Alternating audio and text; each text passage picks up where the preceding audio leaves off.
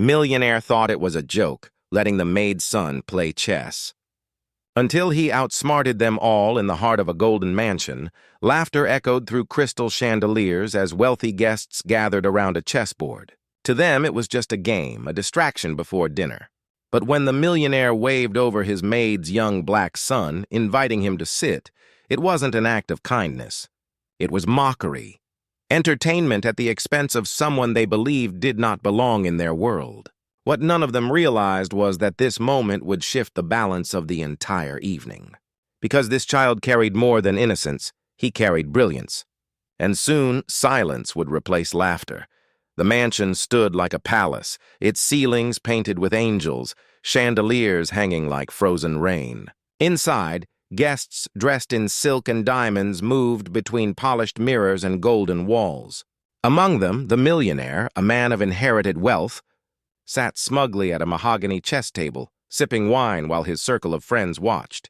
His maid crept in the background.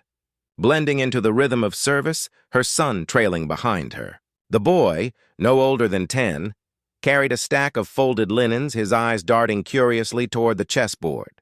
He had seen the game before, but never like this, played by men who wore arrogance like crowns. One guest chuckled when he noticed the boy staring. "Why not let the help's son play around?" he said, his tone sharp with condescension. The suggestion stirred amusement. The millionaire leaned back, intrigued by the idea. The maid froze, whispering for her son to keep moving, but it was too late. The boy was already being called forward. "Sit," the millionaire ordered, the mockery in his voice disguised as hospitality. The boy sat nervously, his small hands hovering above the carved wooden pieces. Around him, whispers rose. Some expected him to fumble and fail instantly. Others hoped for clumsy entertainment, a story to retell at future gatherings. But beneath the boy's timid posture, a different fire burned. For months he had studied borrowed books under candlelight, memorizing the dance of knights and bishops. He knew strategies, sacrifices, and victories. Tonight, in this gilded room where no one believed in him, he saw a chance. Not to humiliate the millionaire, but to show that brilliance knows no boundaries of wealth or race. And as the first move was made, the air in the room shifted. The millionaire smirked as he slid his pawn forward, the sound of wood on wood echoing across the silent room. The boy studied the board, his eyes narrowing with concentration, before responding swiftly and confidently. Laughter rippled through the audience. "Beginner's luck," one guest muttered. Yet within a few moves, their smiles faltered. The boy wasn't playing randomly. His moves were deliberate, sharp, unfolding a strategy invisible to those who underestimated him. The millionaire leaned forward, his smugness softening into focus. He moved faster now, dismissing the earlier sense of superiority, but each attempt to corner the boy was countered with precision. The maid, standing in the shadows, clutched her apron, her heart pounding between fear and pride. She knew the danger of embarrassing influential people in their own home. As the game stretched on, the boy began to take control of the board. Bishops pinned rooks, knights leapt with purpose, pawns became weapons of patience. Each piece he captured was not just wood, it was dignity reclaimed, a quiet defiance against a room that saw him as invisible. The guests shifted uncomfortably. What started as entertainment had become unsettling. Whispers rose. "Is he actually winning? This is embarrassing." Their laughter was gone, replaced by nervous glances at the millionaire whose face flushed red with frustration. The boy's calmness contrasted sharply with the man's growing agitation. Sweat formed at the millionaire's temple as he tried to outmaneuver his young opponent. He slammed a piece down harder than necessary, a crack echoing through the hall. The chandelier's light seemed harsher now, exposing the tension on every face. Still, the boy remained steady. Each move carried not only skill but the weight of his experiences. Nights without electricity, evenings lit only by candles, hours spent memorizing the patterns of grandmasters he could only dream of becoming. Chess was more than a game. It was a matter of survival, logic, and a way to believe in something bigger than hardship. Then came the turning point. The boy sacrificed his queen. Gasps filled the room. Some laughed, convinced it was a mistake. But as the next moves unfolded, their disbelief turned to awe. The sacrifice had opened a trap, forcing the millionaire into a position he couldn't escape. The boy whispered nothing, smiled little, but his silence spoke louder than arrogance ever could. With each move, he dismantled not just a game, but a hierarchy built on mockery.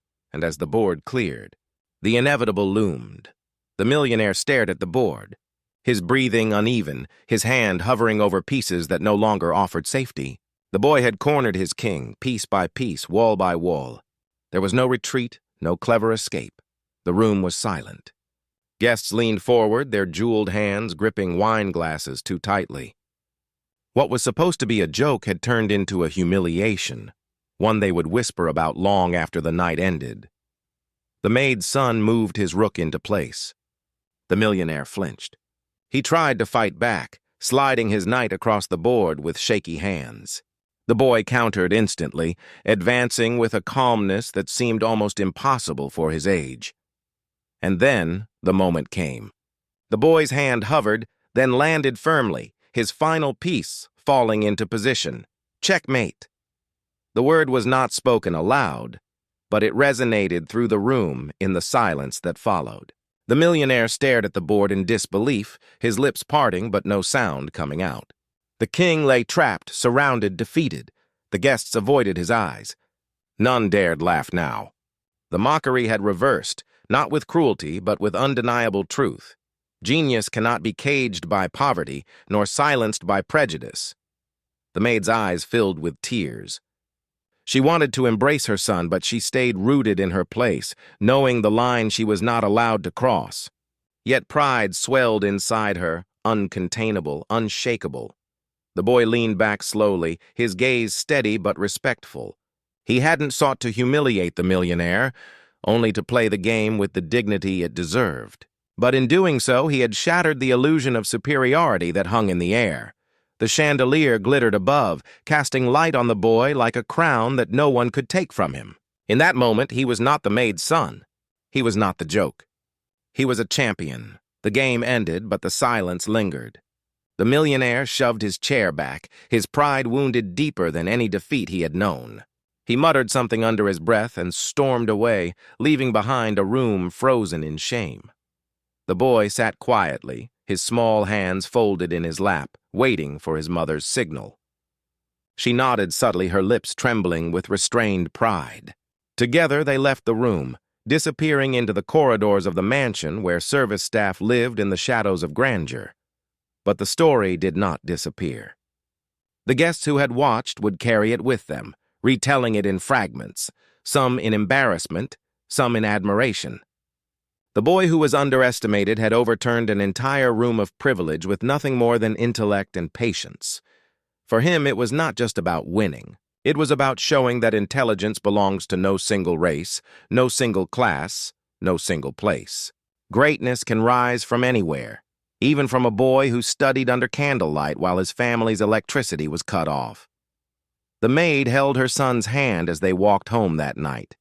She whispered to him that no matter how the world tried to define him, he must never forget the truth of who he was. Not a servant's child, not a token of mockery, but a genius who carried within him the power to change how others see the world.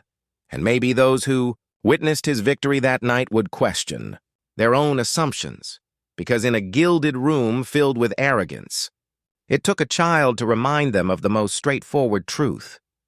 Brilliance knows no color, no wealth, and no boundaries. So tell me, if you were in that room, would you have laughed at the boy when he sat down? Or would you have seen the fire in his eyes before the first move was made?